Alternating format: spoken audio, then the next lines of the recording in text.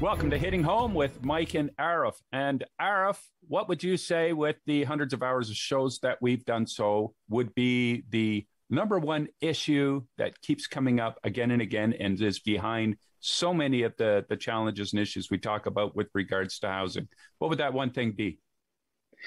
Oh, bar none. I would say the availability of what is determined by whoever's buying as an affordable place to call home, affordable housing and housing availability. Mike, that to me, I think they work together. I think they work in concert with each other. And you and I definitely have had a position on what that is and what the root cause of it is. And yeah, certainly, Mike. So what's on your mind today? Housing deficit. Well, there's something going on that I want to get to it. Just elaborate on that a bit. Like, are climbing prices, bidding wars, high rental rates, low rental availability, all of these contribute to a homeless problem, growing volume of people in the food bank, the Busby Center, Salvation Army. There's a large underground housing economy, and all of these revolve around the answer you gave, and that is the housing deficit, the availability of new housing in Barrie.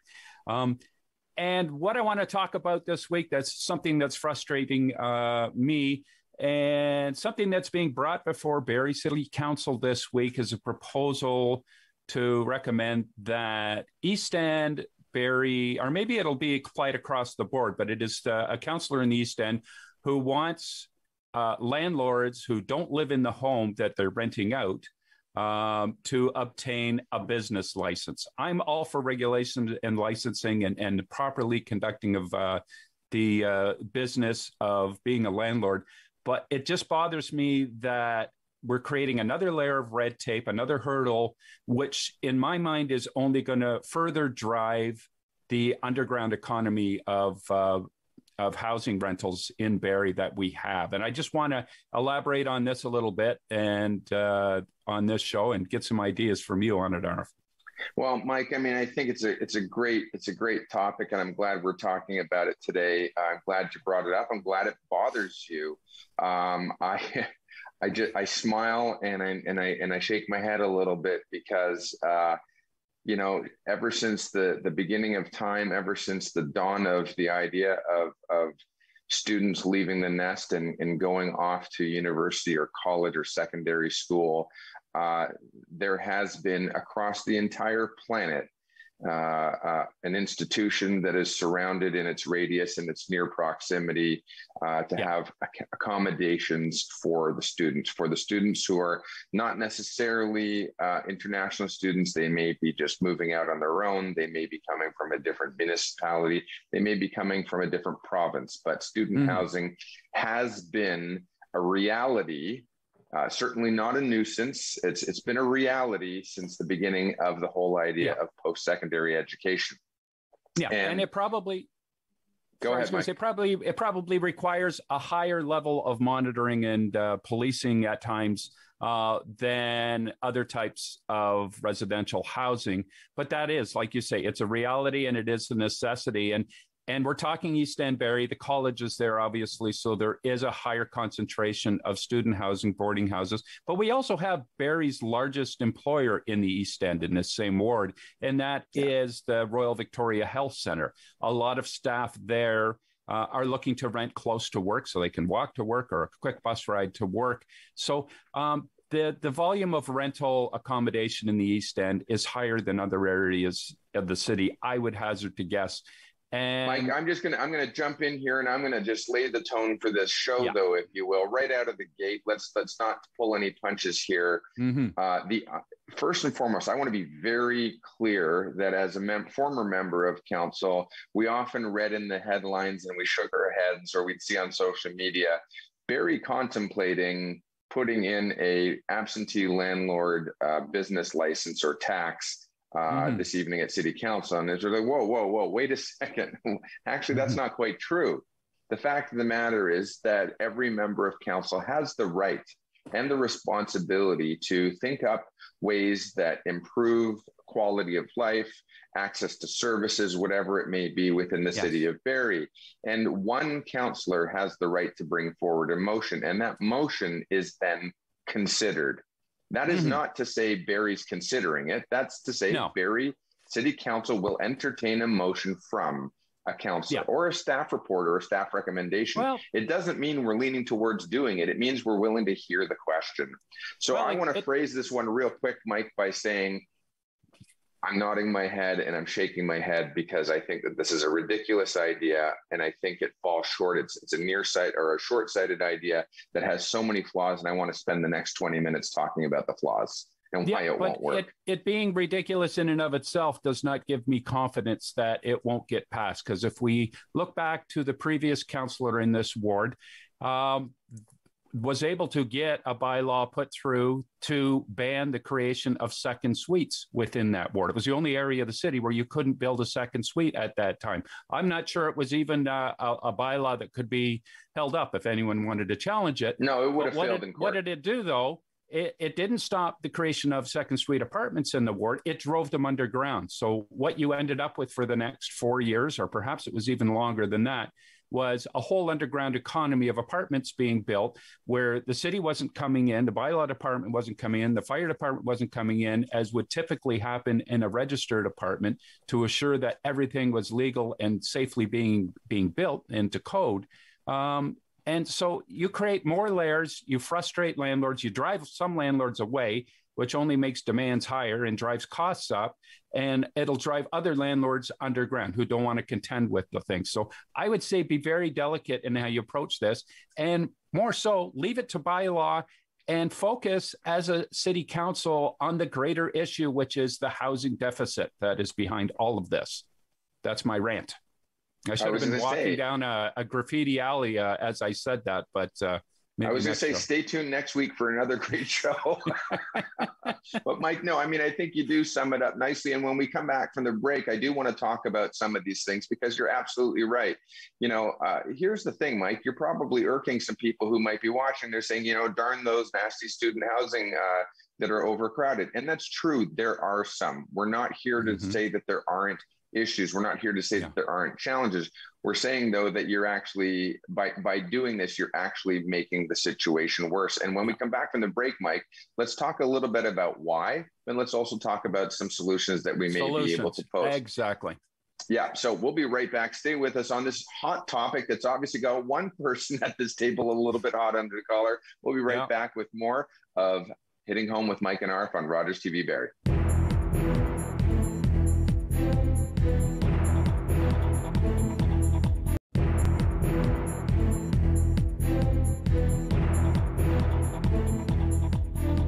And welcome back to Hitting Home with Mike and Arf. And I'm still laughing at my colleague from just on the other before the break.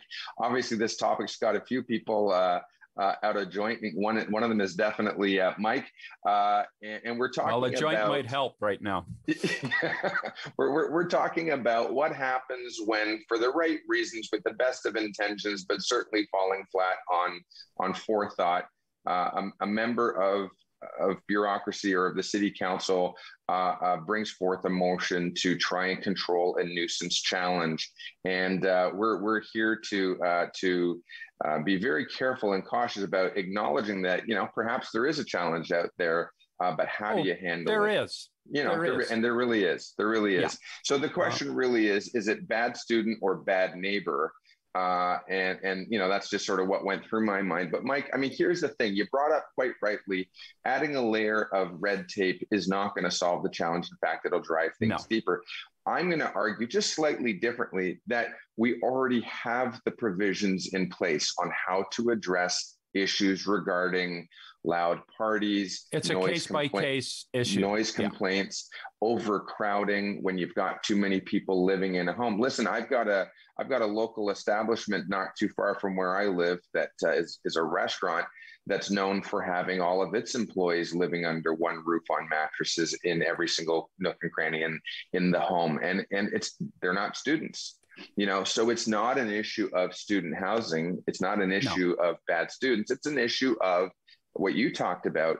If accommodations were affordable and if there were sufficient accommodations available, and that availability of accommodations would create competition amongst landlords to get the right students or to get the right tenants, forget students, to get the tenant in their home and there was enough availability, that competition naturally would drive prices down. And it would also even prevent overcrowding, because simply put, there would be enough accommodation available. And that's the challenge that we're facing. Yeah. And I would suggest, as a counselor who's fielding calls and emails from residents, sometimes we're too close to the problem to see the bigger problem. So what I want to do is kind of take a virtual step back here and look at the root problem.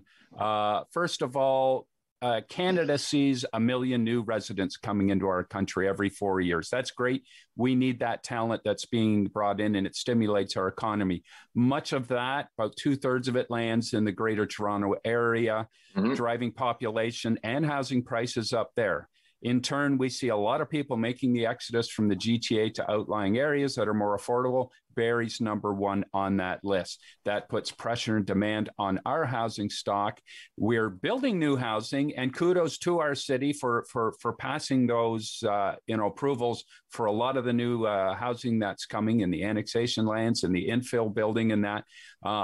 Although I just saw one big project for 5 Points, looks like it may be going sideways. And I think that's the third developer there that's tried and failed to get something going. Not the city. Not entirely surprising, but yeah. Yeah, but these are the trials and tribulations of trying to get things built.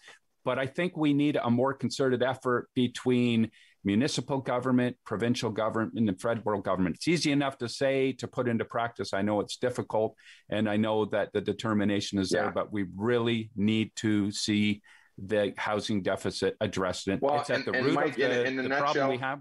Yeah. Frame that up really nicely. It's you got to have the willpower, and you got to have the determination. You got to have the teeth. You really have to have the commitment to say, yeah, I might just be a counselor. And you know what? It's the single level of government relationship representative that's got the lowest pay out of all of them. And hopefully you're not doing it for the pay, but you've got the most engagement with your audience. You've got the most engagement with your resident, and you've got the most line items in which you're engaging with your resident. And you've got the responsibility that most directly affects your local resident on a daily basis. And that is a municipal counselor. And municipal council does have the opportunity to get together and make some noise, and they really do need to lobby their provincial and federal counterparts. Yeah. And you know what? The fact is, in the city of Barrie, we don't have full-time counselors. Tell some of us who spent full-time hours not doing full-time work, but you know what I mean? That it is a reality. And you're absolutely right. There is a challenge here, and you can try and add a Band-Aid solution to appease somebody who's maybe blowing up your email or your phone with some complaints. And you know what? They may be legitimate. They may really be legitimate. But a counselor who's done his homework knows that they've got bylaw on their side. They've got bylaw officers on their side in order to go and enforce regulations. Yeah. Here's the thing. You try and put this license in place. Well, one, what is an absentee landlord? Literally, what's an absentee landlord? Anyone who doesn't live in the home is by default. Yeah, it's an emotional response because it sounds nasty, but anyone who owns a property and is renting it out and doesn't live in the property is by default an absentee landlord, whether they live in Stroud or in Stratford. It doesn't matter. Yeah, but here's the neat little part though, Mike. According to the Landlord Tenancies Act, right, every single tenant has the right to quiet or peaceful enjoyment of their accommodation. So you're not going to have a landlord, you can't legally have a landlord who's breathing down the neck of their tenant. Oh. It doesn't work. So if someone's in contravention, you either have a nice friendly conversation with your neighbor and ask them to respect the noise bylaw or whatever it may be. Yeah. If you have a safety concern, you call the local authority. You call the appropriate authority, and it's not whining. It's a concern. No, and there's a catch-20. It's up to the municipality to do it. Yeah, and there's a catch-22 in there, in that we've made things a lot easier and given a lot of rights to the tenant versus the landlord. So it makes it that much more difficult. But here's what at the root of this, if we hit a point in the future where we have a more balanced level of rental accommodation and housing availability, where it's not so out of whack, if enough housing was there to meet the demand, some of the municipal problems that I see that would be dealt with would be that, and I've written some down here. The housing shortage issue is the obvious one. There'll be less of a need to cram, dozens of people into East End residents and gray market apartments. Rental rates in Barrie would no longer be some of the highest in the country for a city our size. The homeless issue would be more manageable. We'd see fewer homeless people because there'd be more places for them to go. We'd no longer be driven to spend $50,000 to $100,000 per head to shelter our homeless people, which we do now by creating temporary converted hotels and motels. It's a very inefficient way to deal with the problem on a temporary basis. Our three tiers of government, they really need to come together, find a plan, put together a plan and an action plan that's going to create enough homes to meet the needs. And that is the bottom line. We have hundreds of acres of town land, as we talked about on the last show, that's either vacant or underutilized, that needs to be cleaned up because it's brownfield. We need government coming forward to provide the incentives and the funding or a portion of the funding to get those properties developed and create some of the housing we have. Mike, once again, you summarize things beautifully. You wrap them up nicely. We got to go to break. When we come back, I'm going to throw a wrench in this plan or throw another angle into this. But you would never do that, Art. I might just. So stay with us on Hitting Home with Mike and Art. We'll be right back after this break.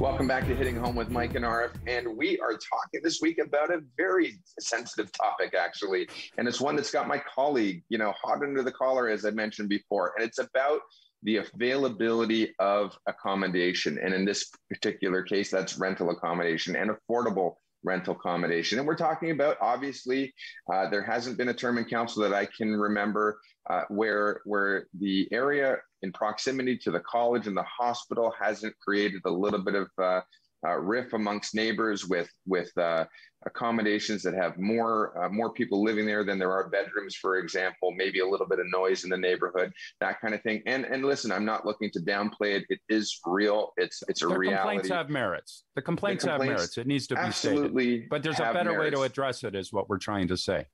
Yeah, and I'm not even gonna, like, Mike is just so far on this rant. He's not going to let me finish my sentence, and I'm okay with that. No. But here's the thing that I want to throw in there. All right, if we were to stand behind and support a motion that actually puts up another level of red tape that says we're going to license landlords. First of all, you've got a challenge where you're going to determine, discriminatory practice against, who is a landlord.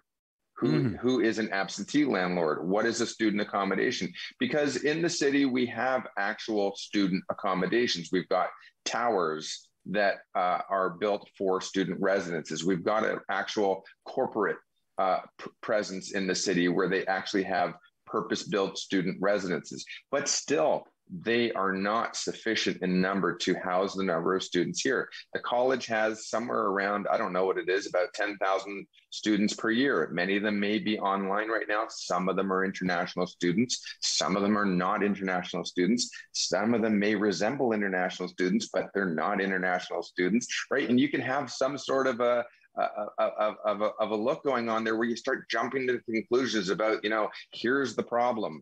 What happens when you actually turn away the landlords? What happens when you make it impossible, or when you add another level of frustration and the landlords decide to say, I'm out, I'm not going to participate in this? What actually happens to the college? How does this impact the college, where suddenly the college is situated in an environment where it's not receptive to students? That's going to be devastating for the college. What you do, the answer is you drive rental rates up even higher as the accommodations available become even more dear. And so you end up with seeing more people renting room by room, two per room, whatever, a problem that does exist to an extent now. You make that problem, you exacerbate that problem. It becomes absolutely worse because there's fewer available rooms. And again, I don't want to see my city councilors now fielding calls from it, because they become sort of a snitch line where people are frustrated. Now they're calling it. I think they may be an illegal landlord. Can you check this out? Can you check this out? How do there was an error? How do you monitor it? It just creates, I believe, where you ask for papers, right? Like listen, be careful what you ask for. One thing is for certain, Mike, you mentioned in the first segment that the former counselor, the previous counselor, listen, she was amazing and she had great ideas. With the best of intentions. Absolutely, she had the best of intentions. Had anybody taken it to a tribunal and tested its merit of the bylaw, absolutely you can't ignore your constituents. When they're frustrated, you've got to respond. But my point here is, as I think there's a bigger, higher, deeper action that needs to take place that's going to resolve this. It's another thing, and it's a little off, but it's on the topic too, is in my travels, I have seen in Calgary, in Charlottetown, various cities around the country, I'm paying attention to the type of development that goes on. I see condo townhouses or townhouse bungalows being built. I've never seen a bungalow townhouse complex in Ontario. And why I mention that is there's a lot of seniors, empty nesters, who, if they're going to move from their 3-4 bedroom home that they raised their kids in, they need to have something to move to that's going to appeal to them. And the townhouse bungalow is the most popular option in some of these cities where they're being built. We don't do them here. So in effect, we end up with seniors aging in place in their homes where you could raise families in, but there's 1 or 2 people living in a 3,500 square foot home. So there's inefficiencies that are happening because we're not producing not just more product, but product that is practical to the needs of residents in Ontario. So Mike, with that in mind, we talked about regulation for the sake of regulation and how that can be so absolutely counterproductive. Here's the thing. I told you before the break that I was going to sort of, twist just a little bit and maybe get the ire of some people. Monkey wrench was the term you used. It's possible I used that. I don't know. But here's the thing. You want to actually solve this challenge? Here's something that the city has within its power that would be well within its power that they could do if they really wanted to address the challenge at the root of the challenge. And that would be to open up the Planning Act and allow for less prohibitive, less red tape for developers to come in and convert some of the existing properties. We don't need bare land. You can take some of the existing properties neighboring the college and the hospital and zone them appropriately for multi-unit or student residence, whether it's in a building or got some height and density to it, or whether it is a bungalow style townhouse, doesn't matter. Here's the thing. To anybody who is raising a concern or complaint, and this is not a pack up and move statement that I'm making. There's a good chance that the college or the hospital have been around long enough that nobody should be surprised that there are people living in proximity to the college who are going to need housing for the college. And yet you've got people every single time who light themselves on fire and cry at City Hall and send emails saying, not in my backyard, this is happening. Get rid of these people. Well, listen, but it's not their fault. If you've decided to purchase a home in proximity to a college, guess what? You've decided to purchase a home in proximity to the college. Deal with it. Or well, we do need policing and monitoring of that, I would say. We do. But we do need But if the city council has the ability to approve development in and around the college, that would provide for we need purpose-built housing for students in greater numbers. Yes, we do. And that is the solution. Right back to your very opening statement.